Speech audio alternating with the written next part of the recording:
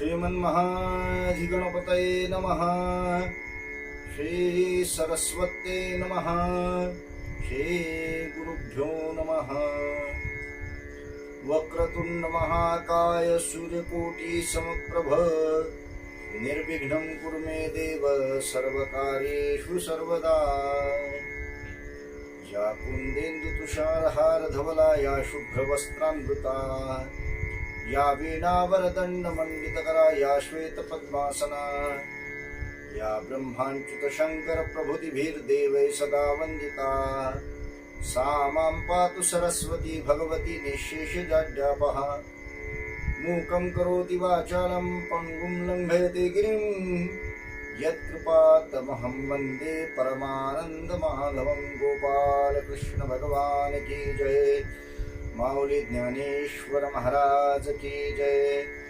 जय जय रघुवीर समर्थ समर्थ सद्गुरु श्री गजानन महाराज की जय। समर्थ सद्गुरु श्री रामदास स्वामी महाराज की जय। श्रोते हो, जय श्रीराम। कालच्या भागामध्ये आपण शेवटची जी ओळी पाहिली ती 17 नंबरची प्रमेय प्रवाल सुप्रभ द्वैताद्वैत तेची निकुंभ सरिसेपणे एकवटती इभ मस्तकावरी। इभ म्हणजे हत्ती, आणि हत्तीच्या मस्तकावर जे 2 गंडस्थळ आहेत, या गंडस्थळांची तुलना किंवा या गंडस्थळांना जी उपमा दिलेली आहे द्वैत आणि अद्वैत या दोन्ही ज्ञानाची, या या तत्वांची, तर ती निकुंभ या शब्दाने दिलेली आहे। इथपर्यंत आपण आता प्रकाश टाकतो आहे, त्या अर्धवट आपला झालेला आहे। त्याच्या पुढे आपण बघतोय अद्वैत परमार्थो हि द्वैतम तत्कार्य मुष्यते। ही मांडुक्य कारिकेवरील आचार्य शंकराचार्यांनी केलेली भाष्य, म्हणजे हा वरचा आपण काल पाहिलेला आशय आहे। आचार्यांनी किंवा श्री ज्ञानेश्वर महाराजांनी किंवा आदी अनेक संतांनी जे द्वैताचं खंडन केलेलं आहे, ते खंडन ज्या द्वैताच्या प्रत्ययाने अद्वैत प्रत्यय झाकला जातो व अद्वैत ब्रह्माच्या सच्चिदानंद धर्माहून निराळ्या अशा जड विनाशी व दुःखरूप धर्माचा प्रत्यय येतो, अशा द्वैत प्रत्ययाचे त्यांनी खंडन केलेले आहे।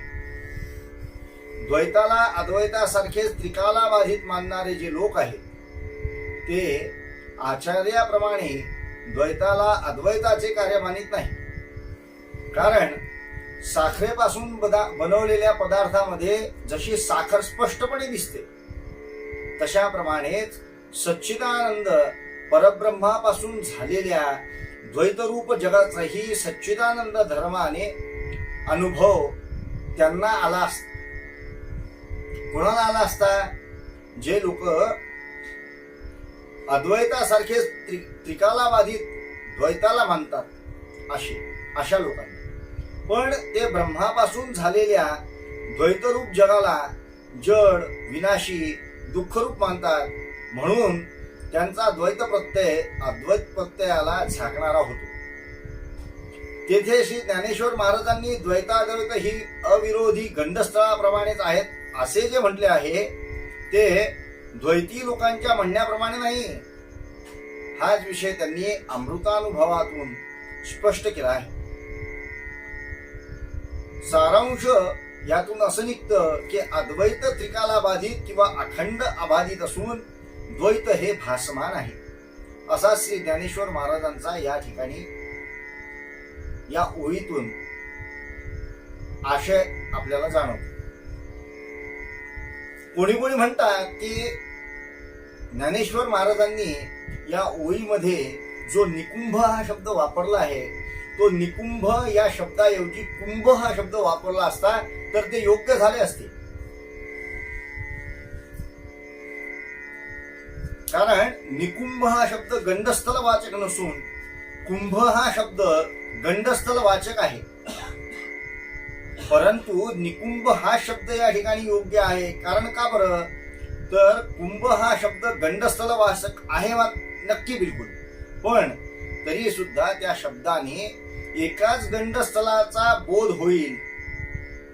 आणि या ठिकाणी हत्तीच्या मस्तकावर किंवा भगवान गणेशाच्या मस्तकावर 2 गंडस्थळे आहेत आणि त्या दोघांचाही उल्लेख करण्याच्या उद्देशाने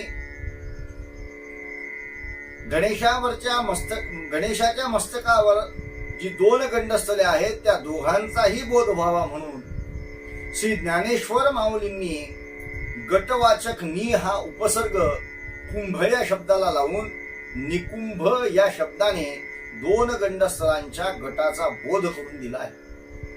त्यामुळे जरी काही मत किंवा काही लोक असं मानत असले की या ठिकाणी कुंभ हा शब्द हवा होता, मात्र तो कसा चुकीचा आहे याचा बोध निकुंभ या शब्दाने या ठिकाणी आपल्याला महाराजांनी करून दिलाय. उपरी वेदोपनिषदे जिये उदारे ज्ञान मकरंदे तिये कुसुमे मुकुटी सुगंधे शोभती भली. ज्यात उदार ज्ञान रूपी मकरंद म्हणजे मध भरलेला आहे व जी वेदांचा अंतिम भाग म्हटली जातात ती उपनिषदे गणेशाच्या मस्तकाच्या मुकुटाच्या ठिकाणी अत्यंत शोभणारी सुगंधी फुले आहेत असं ज्ञानेश्वर माऊली म्हणतात. वेदातील मंत्र व ब्राह्मण यातील कर्मकांडाच्या भागात यज्ञ यागादी क्रिया देवता इत्यादी भिन्न भिन्न पदार्थाला धरून व अनेक निषेधाने युक्त असे संकुचित ज्ञान आहे. पण उपनिषदातून जे ज्ञान सांगितले गेले आहे ते सर्व भेद नाहीसे करून मुंगीपासून ब्रह्मदेवापर्यंत अखिल चराचर पदार्थाचे ठिकाणी एक पूर्ण ब्रह्मदृष्टीच उत्पन्न करून देते.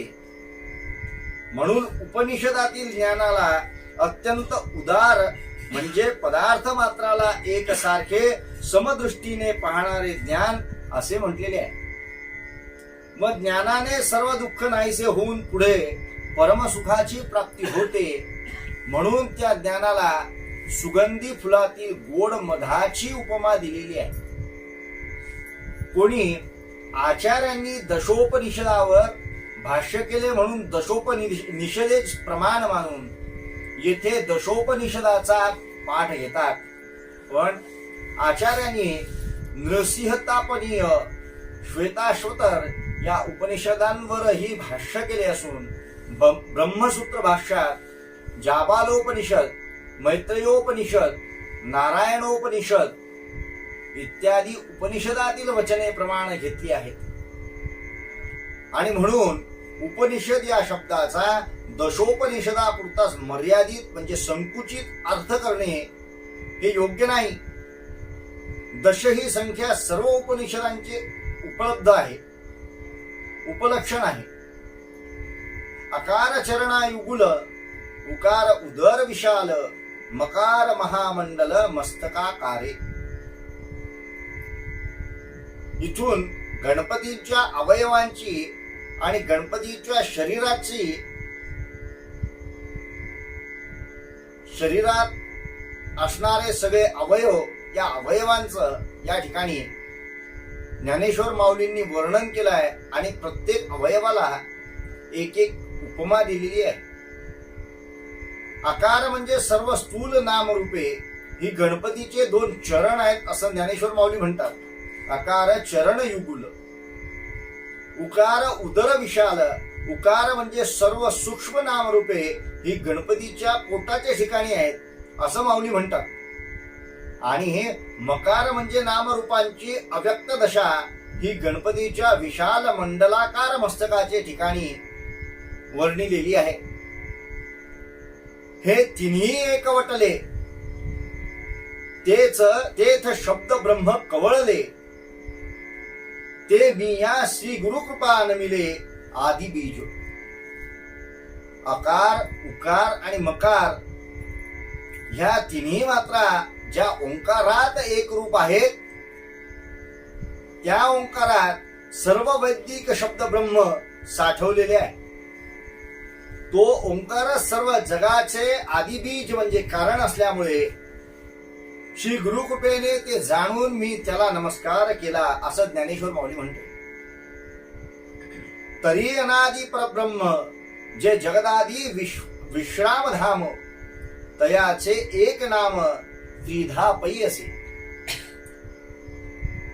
मनोवाग्गोचर असे परब्रह्म जाणण्याकरता वेदाने परब्रह्माचे ओम हे नाव ठेवलेले आहे.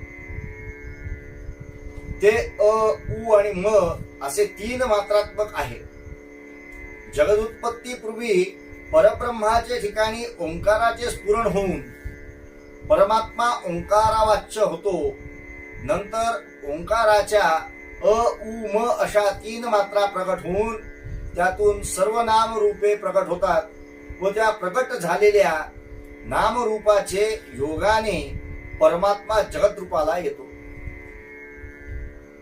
ज्याप्रमाणे पोळपाट, लाटणे, खुर्ची, मेज वगैरे कार्य एका लाकूड या पदार्थाचे केवळ नामरूपांचा बदल होऊनच निर्माण होतात, त्याप्रमाणे परब्रह्म हे प्रकट झालेल्या विविध नामरूपांमुळे अज्ञानी लोकांना जगद्रूप भासते.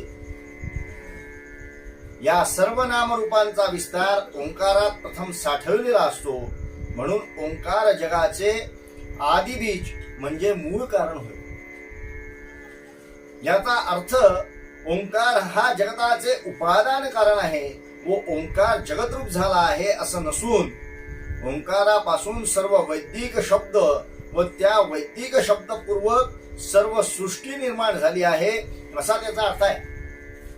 हाच अशा आचार्यांनी शब्द इति चेन्नातः प्रभवात प्रत्यक्षानुमानाभ्याम ब्रह्मसूत्रामध्ये असं वर्णन आचार्यांनी केलेलं आहे. या सूत्रावरील भाष्यात स्पष्ट केलं आहे की प्रथम ओवीत श्री ज्ञानेश्वर महाराजांनी सगुण निर्गुण रूप परमेश्वराला नमस्कार करून या ओवीत शब्द ब्रह्मरूप ओंकाराला नमस्कार केला. आता अभिनव वाग्विलासिनी जे चातुर्यार्थ कलाकामिनी ते शारदा विश्वमोहिनी नमस्कारिली विया अशी ती ओवी आहे. अपूर्व शब्दविलासाची जी परमेश्वर शक्ती चातुर्यपूर्वक अर्थांची कला दाखवणारी सर्व 64 कलेची स्त्री मूर्ती व तशाच शब्दविलासामुळे जगाला मोह पाडणारी अशी जी शारदा, तिला मी नमस्कार करतो असं ज्ञानेश्वर महाराज म्हणतात. शब्दाधिष्ठात्री जी शारदा तिने जग आहे, विधिनिषेध आहे, बंधमोक्ष आहे इत्यादी शब्दांनी भ्रांती उत्पन्न केली आहे. जो जो शब्द जीव ऐकतो त्या त्या शब्दाला परब्रह्माहून निरनिराळ्या अर्थांनी तो कल्पना करतो. विधिनिषेधाची या वाटा दाविता हाची दिवटा, बंधमोक्ष कैकाटा शिष्ट हाची. हा अविद्येची या अंगा पडे तै नाथिले ऐसे रूढे, न लाहिजे 3 कवडे साचा वस्तू इत्यादी ओव्यांनी हा अर्थ श्री ज्ञानेश्वर महाराजांनी अमृतानुभवात स्पष्ट केलेला आहे. वास्तविक पाहता श्रुती म्हणजे विश्व हे केवळ वाचारंभन म्हणजे शब्द मात्र आहे, म्हणजे नुसते शब्दच आहेत, शब्दाप्रमाणे अर्थ नाहीत. सर्व शब्दांचा अर्थ एक परमात्माच आहे. पण विचार न करणाऱ्या जीवाला या शब्दाने भ्रम उत्पन्न केला आणि निरनिराळ्या शब्दांनी अनेक अर्थ आहेत असे तो मानू लागला. म्हणून शब्दाधिष्ठात्री शारदेला विश्वमोहिनी असे म्हटलेले आहे. मज हृदय सद्गुरु जेणे तारिलो हा संसार पुरू, म्हणूनी विशेषे अत्यादरू विवेकावरी. ज्यांनी आत्मानात्म विवेक सांगून या मायेच्या संसाररूपी पुरातून मला वाचवले तो सद्गुरू अखंड माझ्या हृदयात आहे. म्हणूनच माझा विवेकावर अत्यंत आदर किंवा प्रेम आहे. निवृत्तीनाथांना उद्देशून या ठिकाणी ज्ञानेश्वर माऊलींनी इतक्या विनम्रपणे आपल्या सद्गुरूंचं स्तवन केलेलं आहे. संसारातून सुटण्याच्या तळमळीने ज्यांच्या अंतःकरणात संसार समुद्रापासून तारणाऱ्या ज्ञान भक्ती संपन्न श्री गुरुचे सारखे ध्यान असते, अशा मुमुक्षु शिष्याला सद्गुरूंनी आत्मानात्म विवेक सांगितल्याबरोबर तो विवेक त्यांच्या अंतःकरणात अत्यंत दृढ ठसतो व त्या विवेकाच्या अत्यंत आस्थापूर्वक चिंतनाने तात्काळ संसार मिथ्या ठरवून शिष्याची संसारासक्ती नाहीशी होते. हे शिष्याचे श्री गुरुवचनावर अत्यंत प्रेमामुळे असलेल्या विश्वासाचे फळ होय. जैसे डोळे अंजन भेटे ते वेळी दृष्टीशी फाटा फुटे, मग वास पाहिजे तेत प्रकटे महानिधी. अहो, या ठिकाणी महाराज असं म्हणतात की जैसे डोळ्या अंजन भेटे, गुरु कृपेचं अंजन डोळ्यामध्ये घातलं की जसे भूगर्भातले धनाचे साठे सुद्धा दिसायला लागतात, त्याप्रमाणे पायाळू मनुष्याच्या डोळ्यात अंजन घातलं, हे अंजन लावलं की त्याला असं म्हणतात की त्याला भूगर्भाच्या ठिकाणी आत असणारे जे धनाचे साठे आहेत ते स्पष्टपणे दिसतात. त्याच्या दृष्टीचं तेज वाढून जातं. का चिंतामणी आली हाती सदा विजय वृत्ती मनोरथी, तैसा मी पूर्ण काम अशी निवृत्ती ज्ञानदेवो म्हणे. चिंतामणी हाती लागल्यास ज्याप्रमाणे मनुष्याचे सदा सर्वदा केलेले मनोरथ पूर्ण होतात, त्याप्रमाणे श्री ज्ञानेश्वर महाराज म्हणतात की श्री निवृत्तीनाथांमुळे मी हे पूर्ण काम झालो, म्हणजे माझी कोणतीच इच्छा निष्फळ होत नाही. प्रेमळ शिष्याच्या प्रेमपूर्वक सेवेने तो दुःखरूप संसार समुद्रातून पार व्हावा म्हणून श्री गुरूंच्या अंतःकरणात जो त्याच्याविषयी अत्यंत कळवळा उत्पन्न होतो, त्या कळवळ्याने श्री गुरु शिष्याचे सर्वस्वी स्वाधीन होतात आणि चिंतामणी हातात सापडला असता जसे सर्व मनोरथ पूर्ण होतात, तसा सर्व समर्थ श्री गुरु शिष्याच्या स्वाधीन झाल्यावर शिष्याचेही मनोरथ पूर्ण होतात. मुमुक्षु शिष्य विषय सुखांनी निशेष वासना सोडून परमसुखरूप अशा परमेश्वराशी ऐक्य पावण्याकरता श्री गुरुला शरण जात असल्यामुळे निरनिराळ्या विषय सुख प्राप्तीचे मनोरथ कधीच करत नसतो. म्हणून येथे मनोरथ या शब्दाचा अर्थ परमार्थ साधक अशा मनोरथाची पूर्ती असाच घेतला पाहिजे. म्हणून जाणीतेने गुरु भजिजे तेने कृतकार्य होईजे, जैसे मूळ सिंचने सहजे शाखा पल्लव संतोषती. का तीर्थे जिये त्रिभुवनी तिये घडती समुद्राव गहानी, ना तरी अमृत रसा स्वादनी रस सकळ. तैसा पुढत पुढती तोची मी या अभिवंदिला श्री गुरुची, जो अभिलषित मनोरुची पुरविता तो.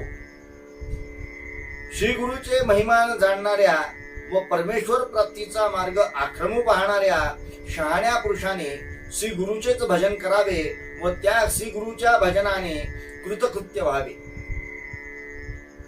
ज्याप्रमाणे झाडाच्या मुळाशी पाणी घातले असता झाडाचे सर्व शाखादी अवयव संतुष्ट होतात, म्हणजेच टवटवीत होतात, किंवा सृष्टीत जेवढी तीर्थे आहेत त्या सर्व तीर्थात स्नान केल्याचे पुण्य एका समुद्रात स्नान केल्याने मिळते, किंवा अमृताच्या रसाचा स्वाद घेतला असता सर्व सहाही रसांचा स्वाद मिळतो, त्याप्रमाणे सर्व कामना पुरविणारा एक श्री गुरु आहे असे जाणून त्यालाच मी वारंवार वंदन केले. जाणतेने गुरु भजिजे, सचिच्छाला श्री गुरुच्याच ठिकाणी पूर्ण परब्रह्म परमात्म्याचा अनुभव येतो व तोच एक सर्व भावाने सेव्य ठरतो. वेदांत निरूपणात अध्यारोपाने किंवा भ्रमाने जगताचा भास कसा होतो हे सांगताना शिष्यारण श्री गुरुचे ठिकाणी ब्रह्मदेवाचा अनुभव येतो. अपवादाने म्हणजे ब्रह्मविचाराने संसार भ्रमाची निवृत्ती करून दाखविताना श्री गुरुचे ठिकाणी त्याला शंकराचा अनुभव येतो व ब्रह्मबोध करीत असताना परमार्थ मार्गात येणारे अडथळे दूर करून शिष्याला त्याची मूळची अविनाशी सच्चिदानंद रूप स्थिती प्राप्त करून देऊन मायामय संसारातून त्याचा श्री गुरु उद्धार करतात. तेव्हा त्याला ते विष्णू रूप दिसतात व एक माझे सद्गुरुनाथच पूर्ण ब्रह्म होत असा अनुभव त्याला येतो. हाच आपला अनुभव श्री ज्ञानदेव महाराजांनी अमृतानुभवाच्या दुसऱ्या प्रकरणात निवेदन केलेला आहे. श्री गुरुहून ब्रह्म निराळे नाही, श्री गुरुच पूर्ण होय. म्हणून एका श्री गुरुचीच सेवा करावी म्हणजे जीव कृतकृत्य होतो असे माऊली स्वानुभवाने सांगत आहे. श्री गुरुला मनुष्य समजणाऱ्यांचा परमार्थ कधीच साधत नाही असे नाथांनी ठिकठिकाणी म्हटलेले आहे. आम्हा सद्गुरु तेचे परब्रह्म ऐसा नित्य निजभाव सप्रेम हेची गुरुसेवा उत्तमोत्तम शिष्य परब्रह्म स्वय होय. नाद भागवतातल्या ओळी द्या दुसऱ्या अध्यायात. गुरुच्या ठाई नीचपण शिष्य देखली या असे जाण अनुमात्र केली या हेळण ब्रह्मज्ञान कदानुपजेत्या. चतुश्लोकी भागवतातल्या या ओळी. नीचपण म्हणजे नीचपण म्हणजे जीवभाव असा या ठिकाणी याचा अर्थ आहे. आता अवधरा कथा गहन जे सकळ कथा जन्मस्थान की अभिनव उद्यान विवेक तरुचे नात्री सर्व सुखांची आदी जे प्रमेय महानिधी नाना नवरस सुधाब्दी परिपूर्ण हे की परमधाम प्रकट सर्व विद्यांचे मूळ पीठ शास्त्र जाता वसौट अशेषांचे नात्री सकळ धर्माचे माहेर सज्जनांचे जिव्हार लावण्य रत्न भांडार शारदेचे नाना कथारूपे भारती प्रकटती असे त्रिजगती आविष्करोनी महामती व्यासाची म्हणून हा काव्योरावा ग्रंथ गुरुवतीचा ठावो येथुनी रसा झाला आओ रसाळपणाचा. सृष्टीतील सर्व ऐतिहासिक कथांचे जी भारत कथा उगमस्थान आहे किंवा जी कथा अध्यात्म विवेक रूपी अपूर्व वृक्षांची बाग आहे किंवा सर्व सुखाचे जे मूळ आहे, जी नाना प्रकारच्या जाणण्या योग्य अशा प्रमेयांचा किंवा सिद्धांताचा थोर साठा आहे किंवा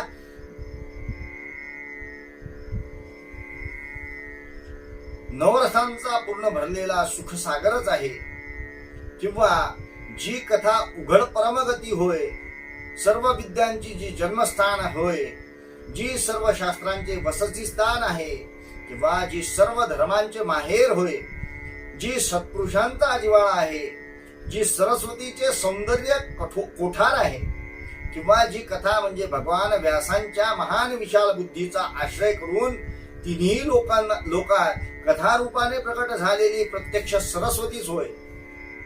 म्हणून महाभारत ग्रंथ म्हणजे सर्व काव्यांचा राजा होय. इतर सर्व ग्रंथांच्या श्रेष्ठपणाने एकमेव राहते ठिकाण होय. या ग्रंथापासूनच सर्व रसांना रसाळपणाची प्राप्ती झाली आहे. भगवान व्यासांनी प्रथम 1,00,000 श्लोकात महाभारत ग्रंथाची रचना केल्यावर त्यांनी आणखी एकूण 60,00,000 श्लोक रचले व दुसरी एकंदर 60,00,000 श्लोकांची एक भारत संहिता तयार केली. या संहितेपैकी 30,00,000 संहिता देवलोकी प्रसिद्ध आहे, 15,00,000 संहिता पितृलोकी प्रसिद्ध आहे, 14,00,000 संहिता गंधर्वलोकी प्रसिद्ध आहे आणि 1,00,000 संहिता मृत्यूलोकी प्रसिद्ध आहे असे आदिपर्वात सांगितलेलं आहे. महाभारतात जे आहे ते सर्व त्रिभुवनात आहे, महाभारतात नाही ते कुठेच नाही असे म्हणतात. तेथीची आणिक एक येथुनी शब्दश्री सच्छास्त्रिक आणि महाबोधी कोवळीक दुनावली एक चातुर्य शहाणे झाले, प्रमेय रुचीस आले, आणि सौभाग्य पोखले सुखाचे येथ. माधुरी मधुरता, शृंगारी सुरेखता, रूढपण उचिता दिसले भले. येथ कळाविदपण कळा, पुण्यासी प्रतापू आगळा, म्हणून जन्मे जयाचे अवलीळा दोष हरले. आणि पाहता नावेक, रंगी सुरंगतेची आगळीक, गुणास गुणपणाचे बीक बहुवस येथ. भानुचेनी ते जे धवळले, जैसे त्रैलोक्य दिसे उजळले, तैसे व्यासमती कवळले मिरवे विश्व. का सुक्षेत्री बीज वाहतले, ते आपुल्यापरी विस्तारले, तैसे भारती सुरवाडले अर्थजात. ना तरी नगरात्री वसिजे, तरी नागरची होईजे, तैसे व्यासोक्ती ते जे धवळीत सकळ. की प्रथम वय साकाळी, लावण्याची नभाळी, प्रगटे जशी आगळी अंगणांगी. ना तरी उद्यानी माधवी घडे, तेथ वनशोभेची खाणी उघडे, आदिला पासोनी अपाडे जियापरी. नाना घनीभूत सुवर्णे, जैसे न्याहाळीता साधारण, मग अलंकारी परवेपण निवाडू दावी. तैसे व्यासोक्ती अलंकारिली, आवळे ते बरवेपण पातले, ते जाणोनी काय आश्चर्यिले इतिहासी. नाना पुरतीचे प्रतिष्ठे लागी, सानीव धरुणी अंगी, पुराणे आख्यान रूपे जगी भारता आली. म्हणून महाभारती जे नाही, ते नोहेची तिन्ही लोकी, येणे कारणे म्हणिपे पाही व्यासोच्छिष्ट जगत्रय. त्याप्रमाणे आणि एक गोष्ट ऐका, या महाभारत ग्रंथापासूनच शब्दांच्या सौंदर्याला शास्त्रीयपणाची बैठक मिळाली. ब्रह्मबोधाची वृक्षता जाऊन त्याचा मृदूपणा पुष्ट झाला. चातुर्याला चतुरता येथून प्राप्त झाली. नीरस ब्रह्म सिद्धांताला रुची आली. सुखाचे वैधव्य म्हणजे विषय सुखाचा नाशिवंतपणा जाऊन त्याचे सौभाग्य वाढले, म्हणजे त्या सुखाला अखंडता प्राप्त झाली. वैकल्यही चढावा करीत विषय सेवा, गोडीचा गोडपणा, शृंगार रसाचा सुरेखपणा, योग्यपणाला योग्य म्हणून जी प्रसिद्धी आली ती यामुळेच. कलांना कला नैपुण्य याचे पासूनच आले. पुण्याचे दोष जाळण्याचे सामर्थ्य येथूनच विलक्षण वाढले. म्हणूनच महाभारत श्रवणाने जन्मेजयाचे दोष सहज नाहीसे झाले. घटकाभर विचार केला तर असे दिसून येते की बहारीचा बहारपणा विलक्षण वाढला आणि गुणाला सद्गुणपणाची खूप वाढ झाली. सूर्याचे तेजस्वी प्रकाशाने त्रैलोक्य जसे प्रकाशित झालेले दिसते, तसे भगवान व्यासांच्या बुद्धीने आकलन झालेले असे संपूर्ण विश्व शोभत आहे. किंवा ज्याप्रमाणे चांगल्या मशागत केलेल्या जमिनीत पेरलेले बी जितके विस्तार पावू शकेल तितके विस्तार पावते, त्याप्रमाणे या महाभारत ग्रंथात सर्व पुरुषार्थ किंवा सर्व प्रकारचे ज्ञान पूर्ण विस्तारपूर्वक निरूपिले आहे. किंवा ज्याप्रमाणे शहरात राहणारा मनुष्य सुविद्य, चतुर, शहाणा होतो, त्याप्रमाणे भगवान व्यासांच्या वचनरूपी तेजाचा सर्वत्र प्रकाश पडला आहे. किंवा ज्याप्रमाणे स्त्रियांच्या ठिकाणी तारुण्य दशेत त्यांचे अपूर्व सौंदर्य अधिकच प्रकट होते, किंवा बगीच्यात वसंत ऋतूने प्रवेश केला असता तेथे पहिल्यापेक्षा कितीतरी पटीने अधिक वनश्रींची खाण उघडली जाते, किंवा वन सौंदर्य वाढते. किंवा सोन्याची लगड पाहिली की असता साधारण वाटते, तो मन हरण करीत नाही, पण तीच अलंकाराच्या रूपात आली असता मन मोहून आपले विशेषण दाखवते. त्याप्रमाणे भगवान व्यासांचे शब्दलंकाराने सुशोभित केलेले आणि ज्या ज्या तऱ्हेने आवडेल त्या त्या तऱ्हेने आवडू लागलेले असे हे महाभारत आहे. असे पाहून इतिहासांनी त्या महाभारताला आश्रय केला किंवा आपली पूर्ण प्रतिष्ठा वाढावी या उद्देशाने पुराणांनी नम्रपणा धारण करून आख्यानाच्या रूपाने महाभारत ग्रंथात प्रवेश केला. म्हणूनच महाभारताची अशी प्रसिद्धी झाली की महाभारतात जे नाही ते त्रैलोक्यातही नाही. म्हणूनच तिन्ही लोकात जे आहे ते सर्व भगवान व्यासांचे उच्चिष्टच आहे. उच्चिष्ट म्हणजे उष्टे.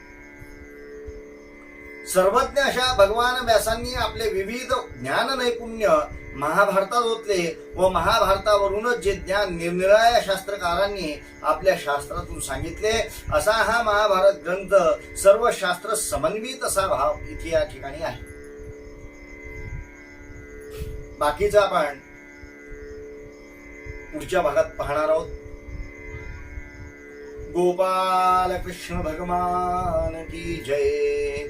जय जय रघुवीर समर्थ.